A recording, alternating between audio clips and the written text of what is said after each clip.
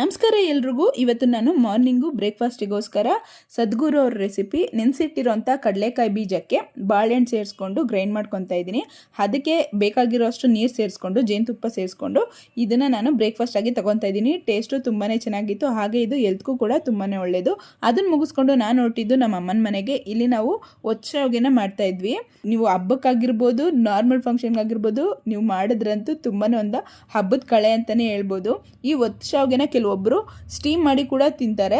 ನಾವಾಗ direct ಒತ್ತಿರೋ ಅಂಥದ್ದನ್ನು ಕಾಯಿ ಹಾಲು ಜೊತೆ ತಿಂತೀವಿ. ಇದಕ್ಕೆ ನಾವು ಕಪ್ಪು ಎಳ್ಳು ಹಾಗೆ ಕುಟ್ಟಿರೋ ಅಂಥ ಬೆಲ್ಲ ಎರಡು ಸೇರಿಸ್ಕೊಂಡು ಪುಡಿ ಮಾಡ್ಕೊಂಡಿರ್ತೀವಿ. ಅದನ್ನ ಜೊತೆಗೆ ಕಾಯಿ ಹಾಲು ಸೇರಿಸ್ಕೊಂಡು ತಿಂತೀವಿ. ಜೊತೆಗೆ ಸ್ವೀಟ್ ಇರೋದ್ರಿಂದ 3-4 ಥರ ಕಾಳು ಹಾಗೆ ತರಕಾರಿ ಸೇರಿಸ್ಕೊಂಡು ಒಂದು ಪಲ್ಯ ಮಾಡಿರ್ತಾರೆ. ಇದನ್ನ ತಾಳ್ದ ಅಂತ ಹೇಳ್ತಾರೆ.